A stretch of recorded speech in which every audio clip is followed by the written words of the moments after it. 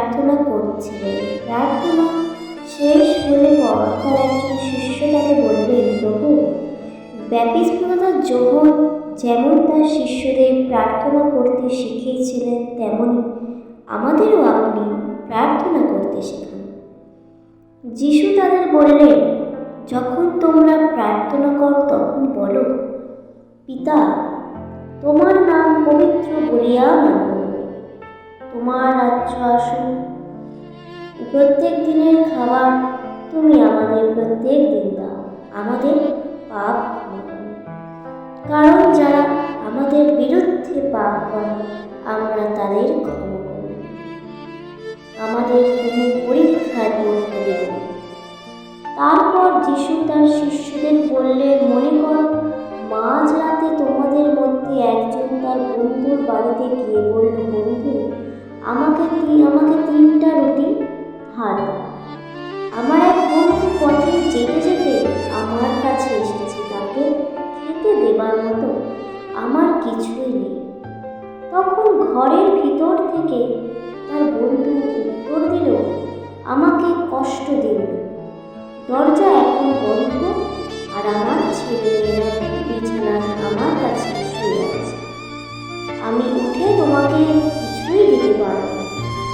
আমি তোমাদের বলছি, সে যদি বন্ধু হিসেবে বলতে তাকে কিছু না দেয়, লোকটি বারবার অনুরোধ করছে বলে সে উঠবে এবং তার যা দরকার তা তাকে দেবে। এই জন্য আমি তোমাদের বলছি, চাও তোমাদের দেওয়া হবে, খোঁজ করো বা পাবে, দরজায় ঘা দাও, তোমাদের জন্য খোলা হবে। যারা চায় তারা প্রত্যেককে পায়, যে খোঁজ করে সে পায়, আর যে দরজায় ঘা দেয় তার জন্য দরজা খোলা হয়। তোমাদের মধ্যে এমন লোক কে আছে যে তার ছেলে মাছ চাইলে তাকে সাপ দেবে, কিংবা ডিম চাইলে বিছা দেবে?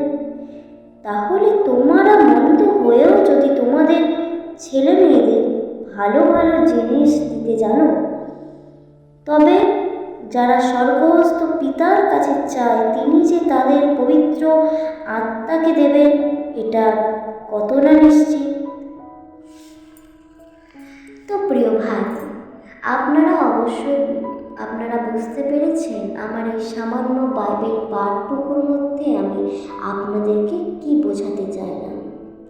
এখানে প্রভু যিশু বলছেন যে আমাদের যদি জীবনে কোনো দুঃখ কষ্ট থাকে, অথবা আমরা যদি প্রভু যিশুর কাছে কিছু চাই, তো আমাদের প্রার্থনাকে শক্ত করতে হবে। আমাদের প্রার্থনার মধ্যে আমাদের যিশুকে জানাতে হবে যে আমরা কি চাই। সেটা জানালে তখন যিশু আমাদের অবশ্যই বুঝে দেবেন। ভাই বোনেরা, আপনাদেরকে একটা আজ আমি কথা বলি। এই যে প্রার্থনা, এই প্রার্থনাটাই হচ্ছে আমাদের জীবনের এক উজ্জ্বলময় আলো। এই প্রার্থনা আমরা করলে আমাদের প্রার্থনার সাথে সাথে মন পরিবর্তন হবে এবং আমাদের জীবনে অনেক পরিবর্তন আসবে। শত বাধা, শত বিপদ আমাদের জীবনে আসলেও তা আমাদেরকে খুব ভালোভাবে ছুঁতে পারবে না। আমরা মানুষ হয়ে জন্মেছি, আমাদের জীবনে দুঃখ কষ্ট বিপদ আপদ সবই আসবে, কিন্তু যিশুর হাত ধরে এবং যিশুর সাথে থাকলে কোনো কিছুই আমাদেরকে স্পর্শ করবে না। এবং যদিও বা আসে বিপদ, সেটি ক্ষণস্থায়ীর জন্য কখনোই আসবে না। তো প্রিয় ভাই বোন, আপনাদের কাছে এটুকুই আমি অনুরোধ করব যে আপনারা যিশুকে অবশ্যই ডাকবেন। এই যে আপনাদের বললাম যে চাও দেওয়া হবে, যিশুর কাছে যদি আপনারা চান তাহলে আপনাদের অবশ্যই দেওয়া হবে। খোঁজ করো, আপনি যদি ঈশ্বরের কাছে আপনার চাওয়া পাওয়া খোঁজ করেন, আপনি অবশ্যই পাবেন।